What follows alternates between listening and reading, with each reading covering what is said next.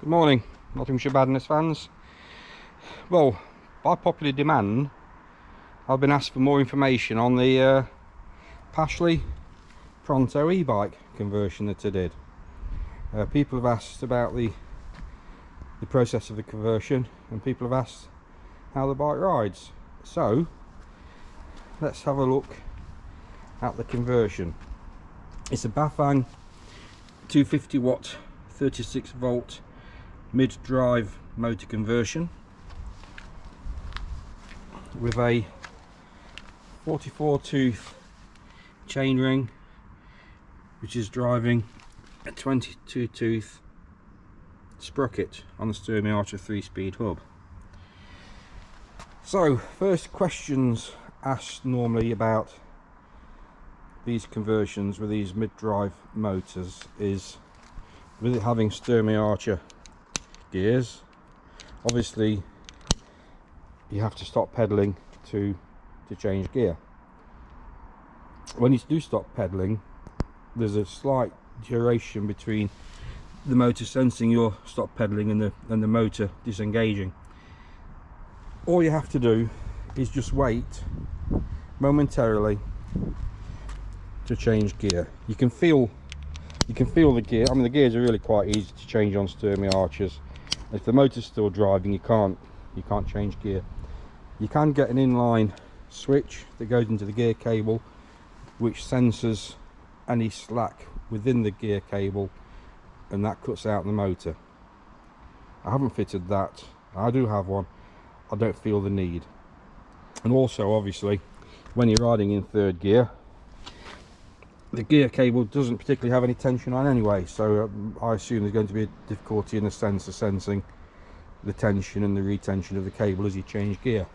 That aside, I really don't think it's necessary, because the motor does stop. You can hear it stop, you can sense it stop, you can feel the gear shift on the gear shifter anyway, so I really don't think it's necessary. So whilst we're up at this end, we've got the bafang supplied brake cables with a switch. They do come with two sorts of brake lever. Did I say cable? Brake lever. This one has a switch mounted within the lever. Some of these have a sensor again, which is more to sense hydraulic pressure within a hydraulic line. So make sure you order the levers with the switch. I'll just turn the battery on. Battery fitting is something that's important. We'll turn the power on to the display. I think they do 3 or 4 different displays on the bafang motors. They determine how you can control the settings of the motor and the power output. Mine's got 6 power levels. In general use, I ride in number 2 or number 3 if there's a hill coming. Gear wise, I'm riding in 2nd or 3rd, certainly 3rd on the flat, 2nd on an incline should I need to, and I think my cruising speed generally is 8 miles an hour, which is perfectly adequate on a bike of this type, especially when it's loaded up with provisions. This one is fitted with a thumb throttle. This is what they call twist and go in the electric bike business. The laws changed in 2015, 6th of April, whereby twist and go machines became illegal. So if your bicycle's built before 2015, it's perfectly legal to have a twist and go system, or in this case a thumb throttle, which is sort of an equivalent to twist and go. Also, the law dictates currently that if you have to be 14 years of age to legally ride an e-bike. Always worth a consideration. Anyway, back to the conversion. So we've done the brake levers. This is the display. This is the control, on and off, power, illumination for the backlight within the display, and the thumb throttle we've seen and talked about with the legal requirements. this battery, 38 volt, and I think it's just a 12 amp hour battery. There's three basic types of battery for e-bikes. The frame mounted type, such as this, a type of battery that fits on your rear rack, which is an open aluminium case with cooling fins mounting straight to the rack, and also in a rack and battery which is integrated within the rack. I've got this battery purely because this is what was fitted on my work bike with this motor kit previously.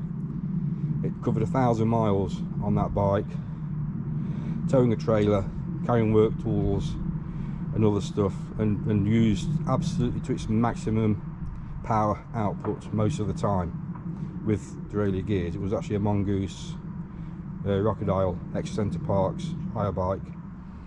Anyway, the battery. When you fit the battery to these, the mount allegedly to water bottle mountings. The reality is, a lot of batteries, these water bottle mountings don't fit in place, aren't in the right place. My two screws are here, and that is the lowest point within the battery mounting system where I can have them. So what that has meant is I've got two fairly close together 5mm riv nuts. The seat post goes down to here, and I've actually had to cut about 20mm off my seat post just to get it down to the lowest position for me. This is on the medium size frame Pronto. The large size frame Pronto, the frame's a couple of inches longer and the battery's a lot easier to mount. The battery that is this shape and style will fit. The battery, in fact, if we walk over to my other e-bike, and I'll show you this battery on here. This battery, the mounting points are higher within the battery cell, and therefore won't mount on the smaller of the two frame sizes on the Pronto. So that shape of battery won't fit unless you have the larger frame, or indeed you could fit that battery quite successfully onto the rear carrier. But I do like to keep the rear carrier spare because I do use it as a cargo bike for shopping and all that. So that's the battery mounting. Let's bring around to the other side. You have a sensor on the rear wheel which is flagged by a magnet on the spokes. That is relevant to your speed, and that's where it gets the information from as to what you're doing on your bike. That's tie wrapped on. It's also on a sticky bud. When I did fit this, I'm trying to keep the cables as neat as possible. The rear brake cable did go the other side of the stay, but I did find it was forcing itself up against the sensor, so I've pulled the brake cable over to this side and rerouted it, and that's given me a clear run on the sensor. This is the cabling out of the battery. I haven't shortened it or reduced its length because I don't feel the need. It's tight enough for me. And the rest of the wiring loom comes up here, and obviously it's a multi-purpose kit, so there's far more loom than you need. So it just sort of follows around the tray here up to here, and it goes to the respective components. When you fit the bafang mid-drive unit, when you order, the bottom bracket width or the length of the shaft within of the motor, there's two sizes, so double check that. Also there's two lock rings on here, and you lock them up to a torque which I can't remember, and then a second lock ring goes on which locks the two together. On steel frame bicycles I have found they can come loose, so when I've put the first lock ring on, which holds the motor in place, I use a bit of brass and a hammer just to drift it around a bit further. A bit of brass, as in a brass punch, because brass will allow the force of the hammer to transmit to the lock ring but without damaging the lock ring, and you just get it a bit tighter. And when I've used that method, I've not had a motor come loose, because the forces of driving dictate that the motor will try to go down.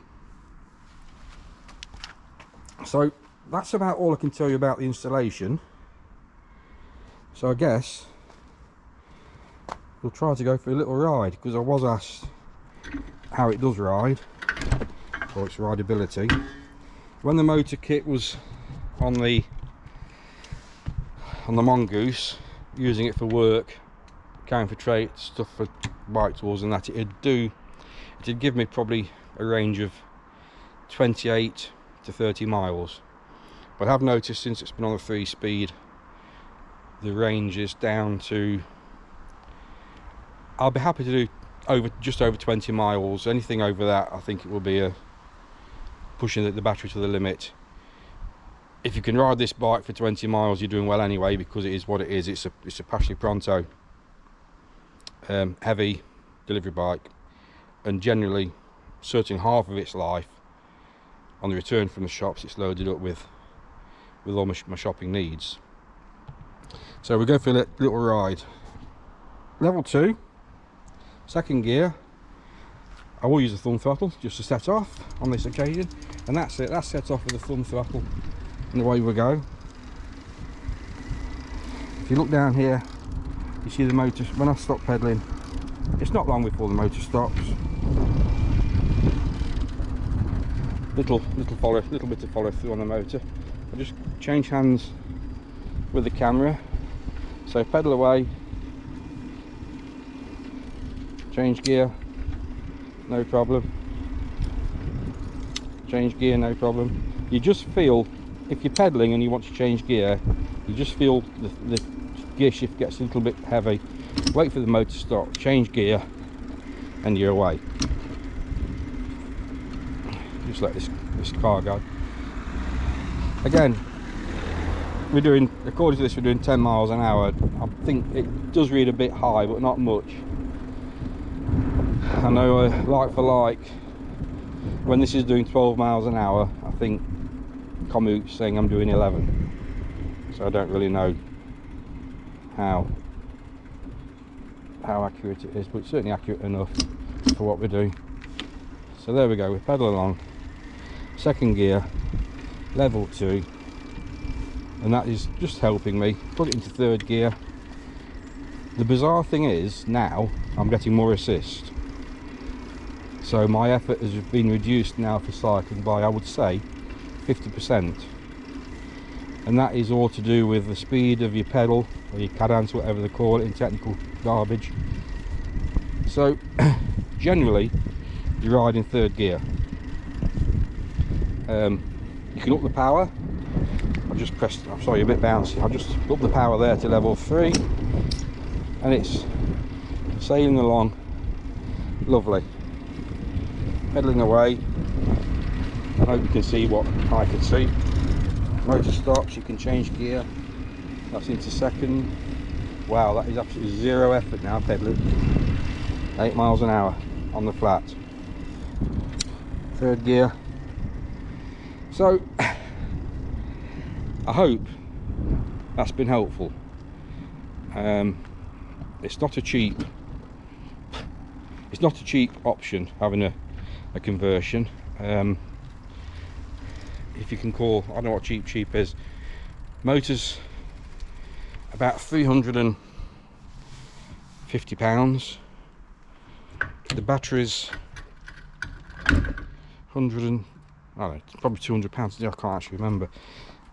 So you're looking at £500 to convert, but you've got a lot of bike for your money. You've got a Pronto, which would cost, I don't know how much a Pronto is. They've got to be over £1,000, I would think, for a Pashley Pronto, although the new ones do come with 24-inch wheels front and back. The X-Post, whistle, bikes, they come with a 26-inch rear. This is the next whistle. It's also got dynamo lights.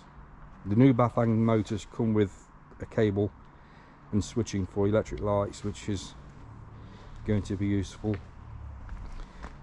But certainly the rideability wise, which is something I was asked recently, yeah, it's a nice, easy, it's what it is. You're driving a truck as opposed to a car, for people that drive cars, as a comparison. Rideability wise, a range of 20 miles or just over 20 miles is far enough on this, especially the traction trails I ride around Mansfield. They're sort of a bit rough and ready in places, ex-mineral railway lines converted for multi-use. So I reckon that's all I can tell you.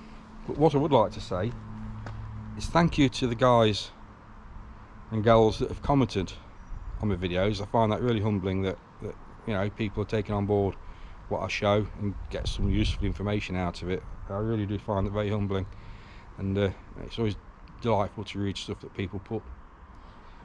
And if ever you want to know anything else, or if you want to see another video on something else, I'll have a go at making one. I'm loving this. So thank you for watching, and I'll just leave you with a little walk round of the bike.